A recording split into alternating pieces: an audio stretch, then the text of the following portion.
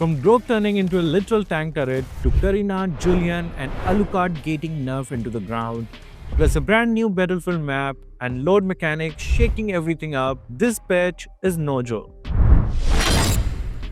Hi guys, Kazuki here, and in this video we are here to cover everything you need to know about patch 1.9.86 and everything it came along with it. Let's get straight into it. Let's start this video with something fresh, the all new Grock revamp. We already broke it down in yesterday's video, so if you want the full details, go check that out. But here's what you need to know. Grock's not just updated, he's been rebuilt from the ground up. His model now scales with physical defense, so the tankier you build, the bigger and bulkier he becomes in-game. The old power of nature skill that required terrain hugging for control immunity, that's gone. It's now a passive that gives instant control immunity when cast, making his playstyle smoother and more flexible. His new passive, Bastion of Stone, gives him a shield periodically. While it's active, his basic attack becomes a heavy swing that deals big damage and boosts his physical defense. Skill 1 Mighty Swing deals damage in a wide arc and knocks enemies back. If they hit a wall, they take extra damage and get knocked airborne. So it's all about slamming them into terrain. Skill 2, Earthen Rampart, drops a wall that pulls enemies inward. Great for trapping opponents and setting up follow-up combos.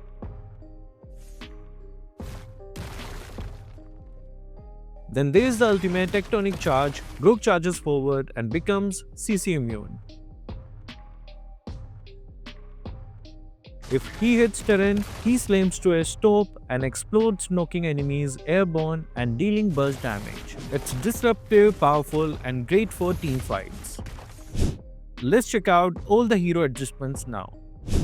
Pakito's making a solid comeback and the developers are clearly backing it up. His skill 1 now has a scaling cooldown of 7 to 6 seconds, which gives him just a bit more room to stay aggressive. Same story for skill 2. Now going from 8 to 6 seconds, smooth and snappy, especially for early trades. To balance it out, his ultimate cooldown has been stretched slightly to 17 to 13 seconds, but it's barely noticeable in real fights. Now over to Terizla. After the last buff, he started streamrolling harder than expected.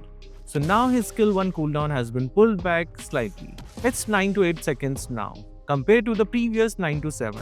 It's a small reward to stop him from spamming that hammer non-stop. Minotaur is bulking up. His physical defense growth went from 5.5 to 6.7 and magic defense growth jumped from 2.5 to 4. That's a lot more resistance scaling.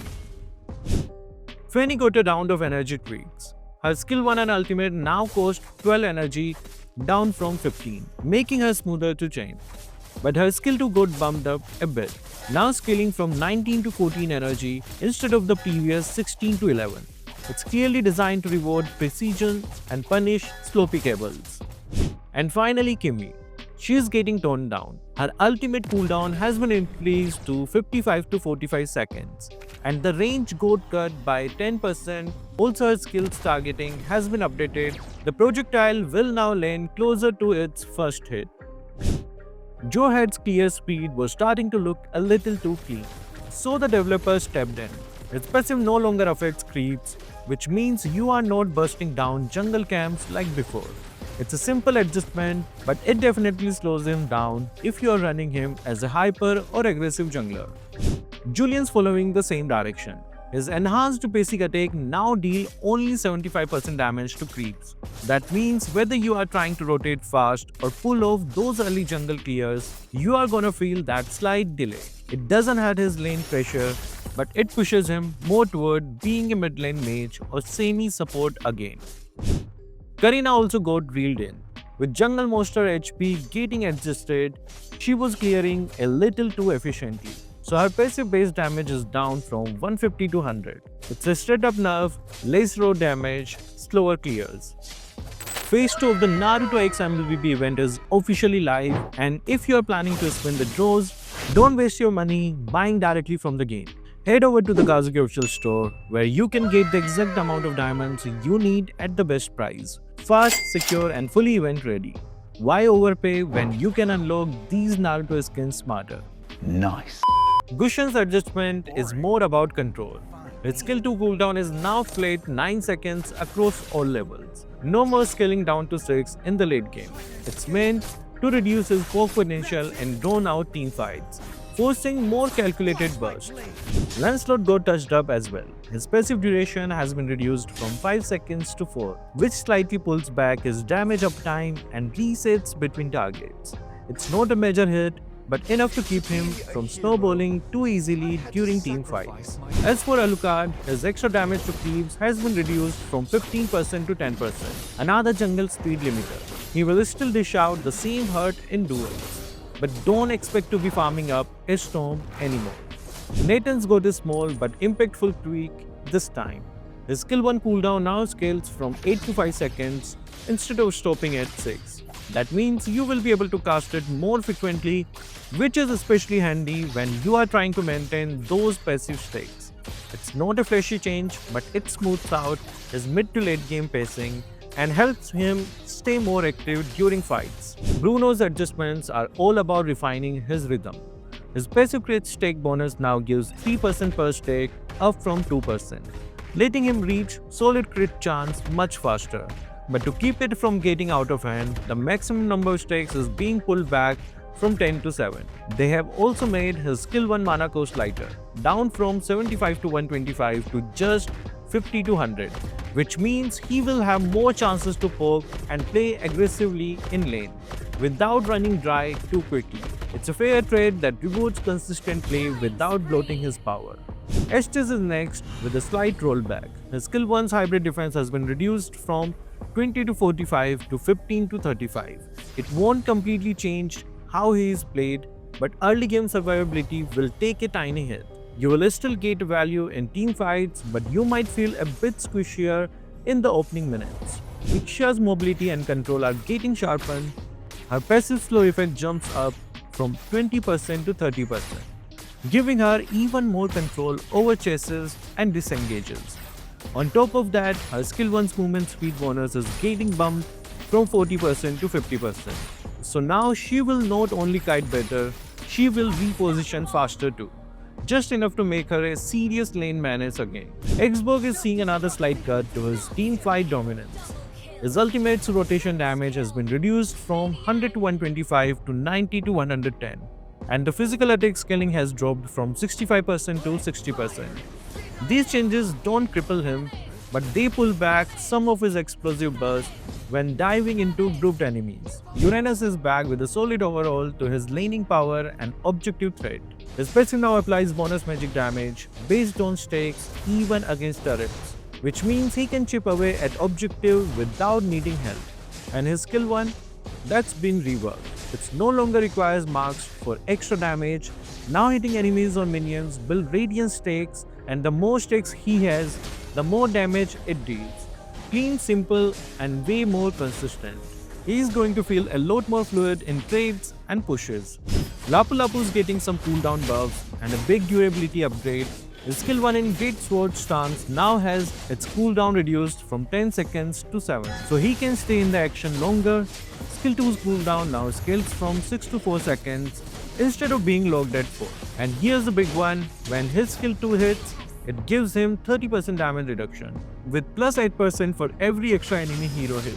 So if you're diving into a cluster, you are getting up to 54% DR, massive survivability for a bruiser that already excels in skirmishes.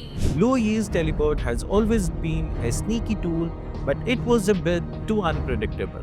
To give her enemies at least a fighting chance, her ultimate now reveals Luo Yi's casting position during the channel. Though the destination remains hidden, Chip has also been adjusted to make him a little more telegraphed. His skill 4 now has a 1 second force swing animation, and his position will be revealed for 1.5 seconds. This gives enemies a better chance to react before his team comes storming through portal.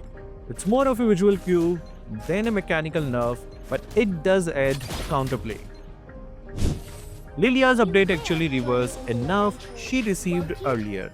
The developers realized that the 20% shadow energy recovery on hit just wasn't enough for today's fast-paced battles. So now a maximum level Gloom will restore 50% of the cooldown when it hits an enemy hero again.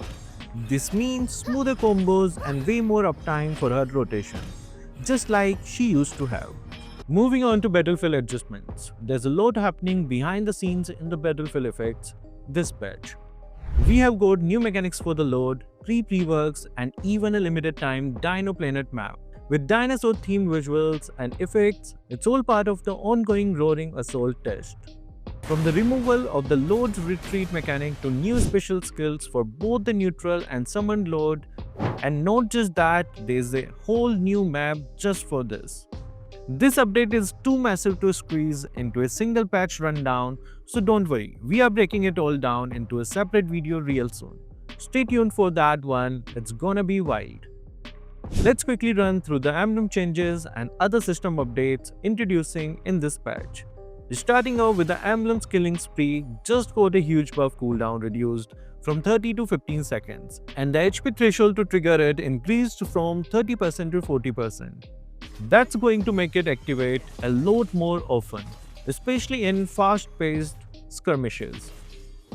Weapons Master now gives 8% attack increase up from 6%, helping out both fighters and marksmen looking for that extra damage edge.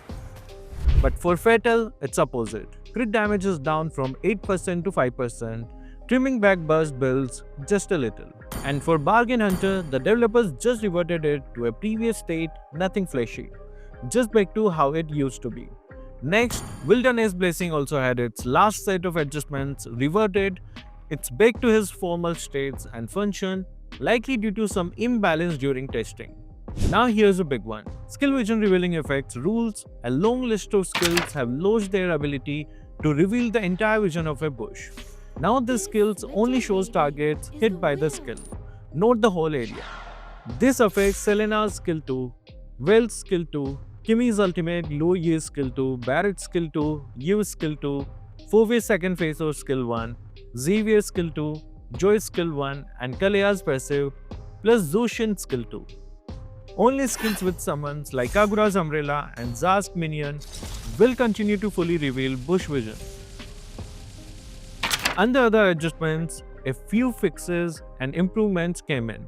The recommended lanes and battle setups for some heroes have been updated based on recent rank data. Skill that should count as basic attacks like 1-1s and Claude's ultimate now properly trigger inspire effects. And Zetian's skill 1 can now be interrupted by control skills during casting, fixing a bug that gave her unintentionally immunity. Now let's talk about the new system updates. The Squad Honor system is also getting a serious upgrade. The MLBB Rising Open Squad Honor has been added, letting squads of 5 earn honor badges through wins. These badges show up on squad profiles, players' profiles, and name cards, and will level up based on your performance in tournaments. Past MCL honors have also been carried over and now live under a dedicated MCL honor tab.